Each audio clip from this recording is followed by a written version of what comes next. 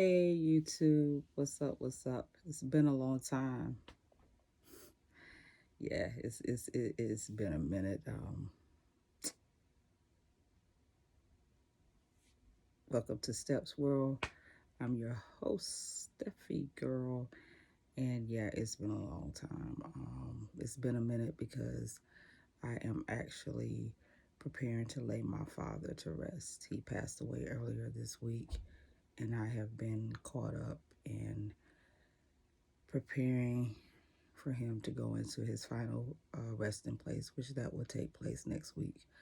So I had a little downtime tonight, and I decided to go ahead and come on and get this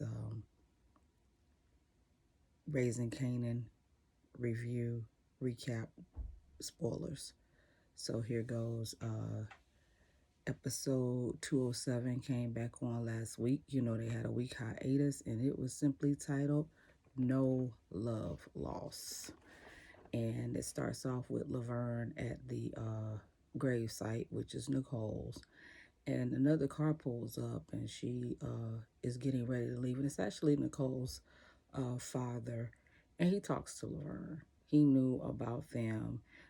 Him and the mother are divorcing, and he asks her about a tape. And Laverne said that it was gone. The next scene cuts to Ziza. We just gonna say her and Lulu is up against the wall, and they are interrupted by two Jamaican dudes looking for Crown. And Crown has a debt with them to upwards of 50K, and they tell Lulu, well, now you've assumed his debt. So it's intense, and when they leave, Ziza's focus is you need to finish. So we see what kind of chick she is. We see that because anybody else that would have totally taken me out the mood to have some guys come in there. But it cuts to Marvin, and I can't think of the guy's name. I want to say it might be Marco, talking about their little deal and about Tony. Cartier is with Rock, having dinner with Rock, and they're eating caviar or whatever. And a guy who's basically, I believe it was Basie from Greenleaf and some other shows, but he's Travion on here. He stops by the table and he's talking, but Cartier has to let him know, like, whatever. He just kind of flipped the script, like, I run you, and I run this. And then Rock planted the seed about insubordination, which leads to insurrection. So Kanan is at Palomore's house. He gives the gun back, and she is pushing up on him some type of serious. She is half dressed, and she opens her robe, and she kisses him and tells him that she is a woman. Laverne is in Bible study, and of course, they are in the favorite scripture, Leviticus. And they are talking about alternative lifestyles, and she's looking very, very nervous. Like I said, I think her lifestyle is going to be a problem with her very, very religious mother. And they were talking about alternative lifestyles basically being sin. Marvin is at the spot, is junkies in the hallway, and they're not selling, and Lulu is taking the money.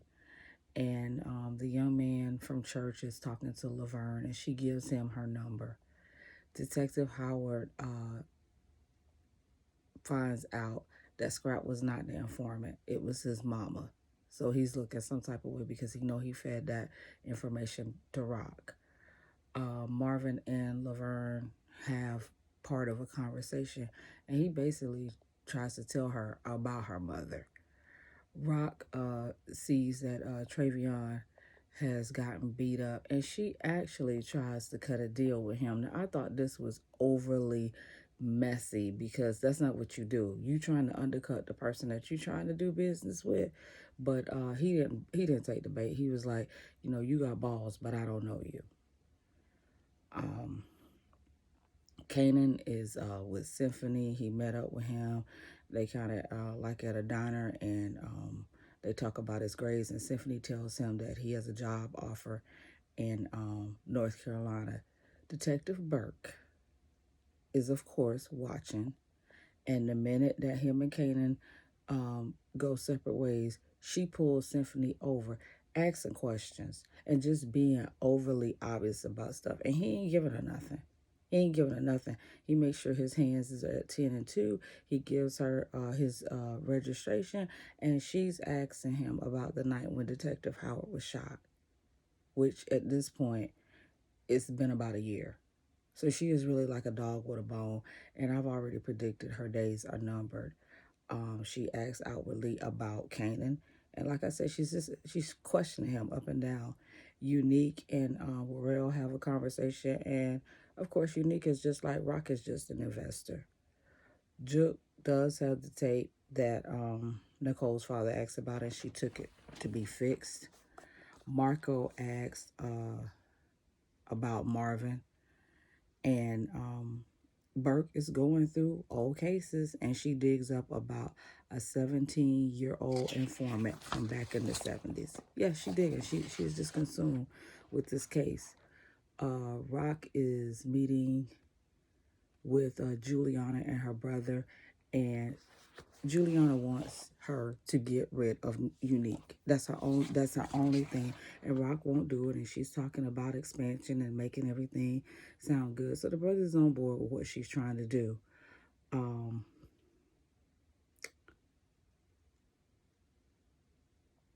Lulu is getting a beat down.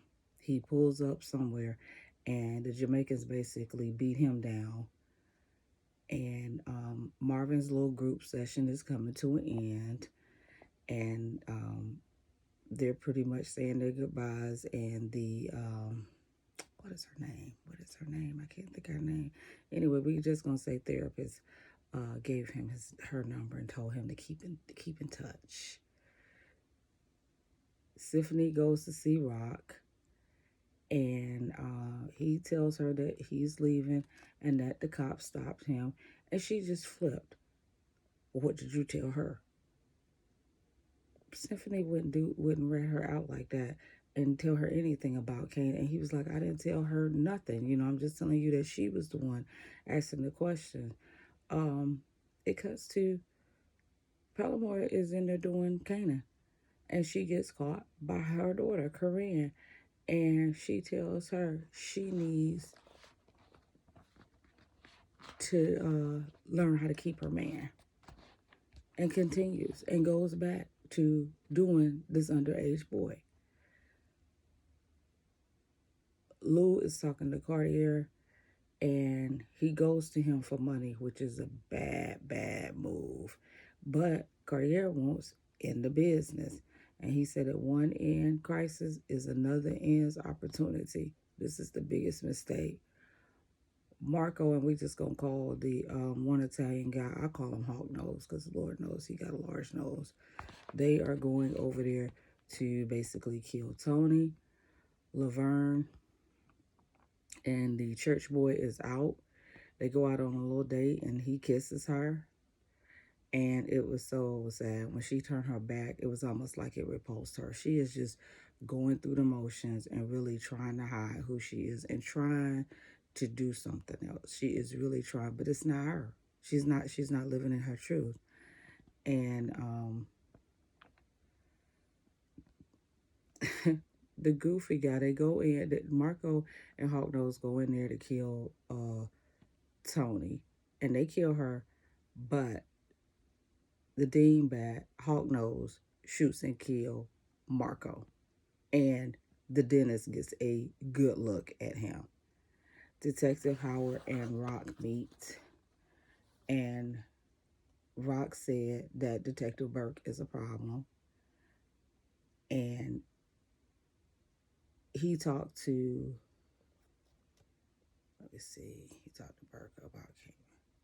He talked to her about Kanan, and he also told her that Scrappy wasn't the snitch. Burke was up all night just trying to just piece it. She's on the case. She was just trying to piece everything together. And Corinne goes to see Rock. So I think she has something to tell her about her mother and Kanan. Laverne goes I'm sorry, Laverne takes the tape to Nicole's dad and she drops it off. But on her way over there, she passes Detective Howard, who goes to see him about Detective Burke. Detective Howard is seeing Nicole's father about Detective Burke. Ziza's in the studio. Cartier's in there too. Lulu is kind of cutting his eyes. And the dentist is down there talking to the cops. And Hognose is in some type of dog pen. So I guess he is in a bunch of trouble about that crap that he just pulled. And I think he ain't going to live long. And Symphony is being watched by Rock. He's putting his things in the car and she pulls up and she points the gun with the silencer like she's gonna kill him. But then she just rides by. It was no reason for her to want to come to kill Symphony. But like I said, she's so off of her dang rocker. She is just out of control. And like I said, this episode was pretty solid. Like I said, it's getting good. It's going in some directions. Besides Tony getting killed, I predict that Detective Burke days are numbered because, like I said, now that she's messing around, Rock is going to find out about Kanan and Palomore. That's not going to be good. Unique is gonna try to make his move and probably push Rock out the way. And I don't think that she's expanding in them areas what Cartier took her about. So that's just my thoughts for this week's Raising Kanan. I'm going to come back and probably do my review recap for The Handmaid's Tale. And I'm going to start on The Cleaning Lady. That's becoming one of my other favorite shows. So that's all I got. If you want to connect with me, you can follow me at Cosby, COSBEE. I'm Miss Cosby on Insta, and I always close whatever I'm doing online with. Until the next time, love one another. Peace.